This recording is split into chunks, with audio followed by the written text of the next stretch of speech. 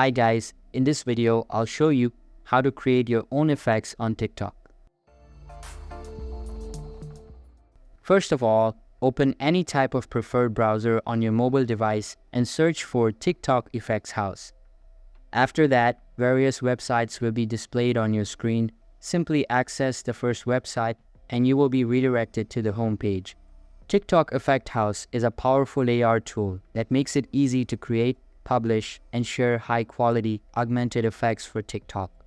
Made with both beginner and advanced designers and developers in mind, Effect House empowers creators to build interactive experiences for TikTok users around the world. Now tap on the Download Effect House button at the top and a new page will load up. So right now, this powerful feature is only available for Mac and Windows and not for mobile devices. In order to use it, you can try getting your hands on a desktop. But if you want to use it on a mobile phone, you can try waiting for it as it's not confirmed yet. So that's all for this video. If this video was helpful, don't forget to subscribe and hit the like button. Thanks.